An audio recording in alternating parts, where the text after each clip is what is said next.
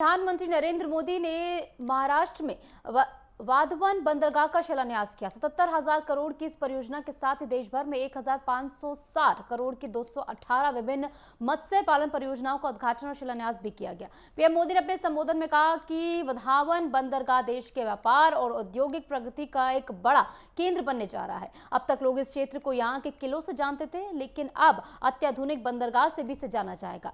PM Modi ने अपने संबोधन की शुरुआत करने से पहले सिंधुदुर्ग में शिवाजी की प्रतिमा ढह जाने की वजह से माफी भी मांगी। देखिए खास रिपोर्ट।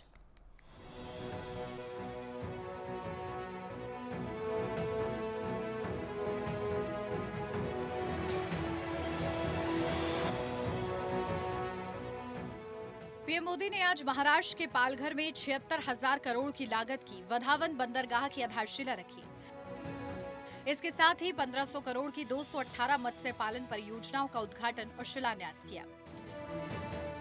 पीएम मोदी ने अपने संबोधन की शुरुआत करने से पहले सिंधुदुर्ग में शिवाजी की प्रतिमा ढह जाने की वजह से माफी मांगी।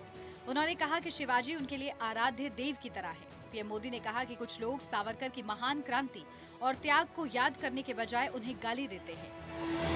और मैं आज सर झुका करके मेरे आराध्य देव छत्रपति शिवाजी महाराज की उनके चरणों में मस्तक रख के माफी मांगता हूं।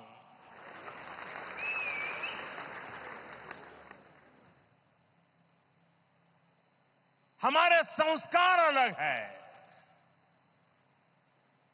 हम वो लोग नहीं हैं जो आए दिन भारत मां के महान सपूत इसी धरती के लाल वीर सावरकर को अनाप शनाप गालियां देते रहते हैं, अपमानित करते रहते हैं, देशभक्तों की भावनाओं को कुचलते हैं। उसके बावजूद भी वीर सावरकर को गालियां देने के बावजूद भी माफी मांगने को जो तैयार नहीं है, अदालतों में जाकर के लड़ाई लड़ने को तैयार है, लेकिन इतने बड़े महान सपूत का अपमान करके जिनको पश्चाताप नहीं होता है, महाराष्ट्र की जनता उनके संस्कार को अब जान ले। और ये हमारे संस्कार है कि इस धरती पर आते ही आज मैंने पहला काम मेरे आराध्य देव छत्रपति शिवाजी महाराज में उनके चरणों में सर झुका करके क्षमा मांगने का कर रहा हूं। और इतना ही नहीं, जो लोग छत्रपति शिवाजी महाराज को अपने आराध्य देव मानते हैं, उनके दिल को जो गहरी चोट पहुंची है, मैं ऐसे आराध्य देव की पूजा करने वालों को भी उनकी भी सर झुका करके क्षमा मांगता हूं। मेरे संस्कार अलग है। भारत की आजादी की लड़ाई के नायकों का अपमान बर्दाश्त नहीं किया जाएगा। पीएम मोदी ने इससे पहले एक ट्वीट के जरिए कहा कि भारत के निर्माण में महाराष्ट्र की एक महत्वपूर्ण भूमिका है। हमारा लक्ष्य महाराष्ट्र को दुनिया की सबसे बड़ी आर्थिक शक्ति बनाना है।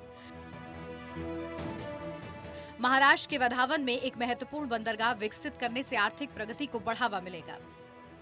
बड़े पैमाने पर रोजगार के अवसर भी बढ़ेंगे। वाधवन भारत का सबसे बड़ा बंदरगाह है। यह देश का 13वां बंदरगाह होगा। इस बंदरगाह की क्षमता 300 मिलियन टन प्रतिवर्ष होगी। इसमें 24,000 टन के जहाजों को संभालने की क्षमता होगी। इस परियोजना का उद्देश्य विश्व स्तरीय समुद्री प्रवेश द्वार स्थापित करना है।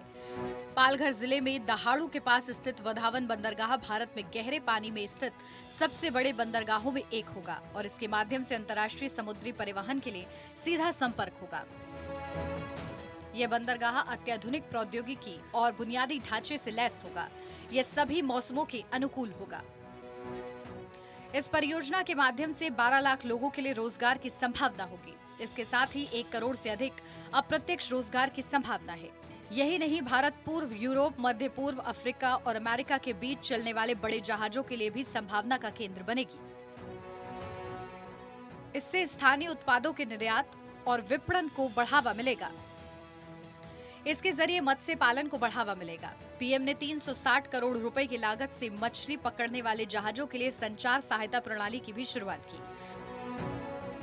मत्स्य पालन को बढ़ावा देने के लिए 13 तटीय राज्यों और केंद्र शासित प्रदेशों में मछली पकड़ने वाली मशीनीकृत और मोटर चालित नौकाओं पर चरणबद्ध तरीके से 1 लाख ट्रांसपोंडर स्थापित किए जाएंगे।